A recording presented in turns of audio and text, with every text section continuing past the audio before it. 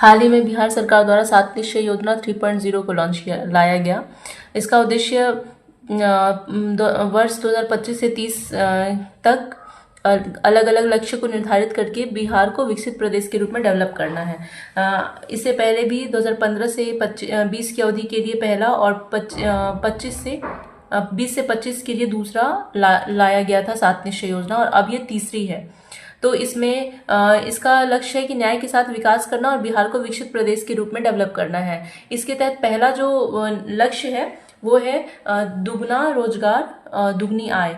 मतलब कि बिहार सरकार ने ये लक्ष्य रखा है कि 5 वर्षों में 1 करोड़ युवाओं को रोजगार देंगे, और इसके लिए युवा रोजगार और कौशल विभाग की स्थापना भी की गई है।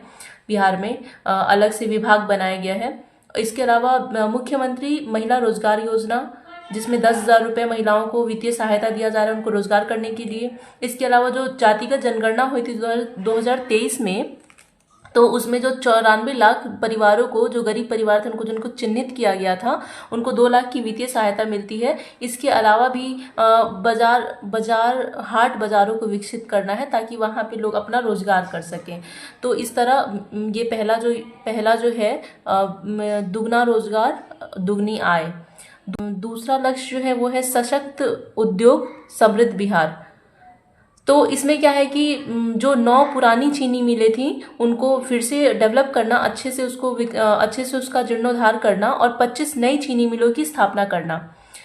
इसके अलावा 50 लाख करोड़ रुपए का निवेश बिहार में किया जाएगा उद्योगों के लिए।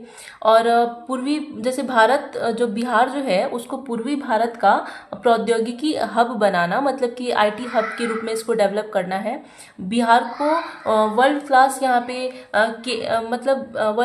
वर्ल्ड क्लास कार्यस्थल विकसित करना। तो ये सारे के सारे, और इसके अलावा जो एमएसएमई है, एमएसएमई निदेशालय का गठन किया जाएगा, और मतलब विपणन वगैरह सही हो सके इस पे भी जोर दिया जाएगा। तीसरा जो है वो है कृषि में प्रगति और बिहार प्रदेश की समृद्धि। मतलब इसके तहत किसानों को वही जो कृषि रोड मैप 4.0 आया था उसको अच्छे से उसका क्रियान्वयन करना है। इसके अलावा कृषि रोड मैप के अलावा जो 7 निश्चय योजना पहले की थी, हर खेत को पानी, बिजली, ये सब मुहैया कराना। और बिहार में सुधा जो डेयरी और मत्स्य को बढ़ावा देना है। इसके अलावा हर गांव में सुधा दुग्ध सहकारी केंद्रों की स्थापना करना, और हर पंचायत में सुधा बिक्री केंद्र को स्थापित करना है। मतलब कि मत्स्य और डेयरी पे भी इसमें क्या किया गया, जोर दिया गया है, उसका अच्छे से विकास करना है। और इसके अलावा जो प्रसंस्करण है, जैसे मखाना के लिए भी मखाना केंद्र की स्थापना करना, उसके विपणन और प्रसंस्करण पे ध्यान देना। तो ये हो गया कृषि के लिए। इसके बाद चौथा जो है वो है उन्नत शिक्षा उज्जवल भविष्य। इसमें क्या है, जितने भी प्रतिष्ठित जो संस्थान है, शिक्षण संस्थान, जो प्रतिष्ठित पुराने शिक्षण संस्थान है, उसको सेंटर ऑफ एक्सीलेंस के रूप में डेवलप करना है। इसके अलावा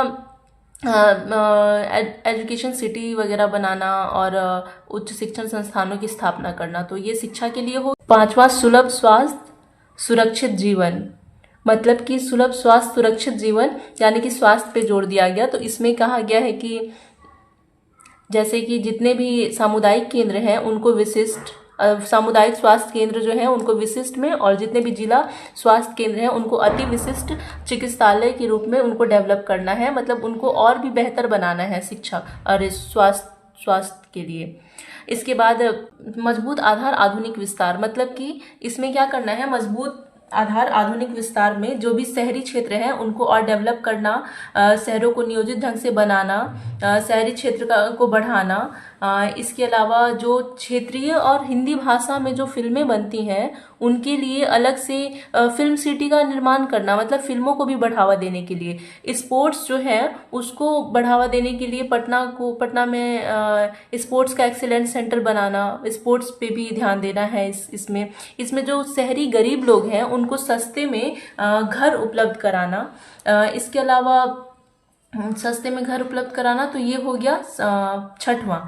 और 7वां है सबका सम्मान और जीवन आसान, मतलब कि आधुनिक जो तकनीकी है, नवाचार है, उसके माध्यम से संवेदनशील सुशासन के माध्यम से नागरिकों का जीवन आसान बनाना।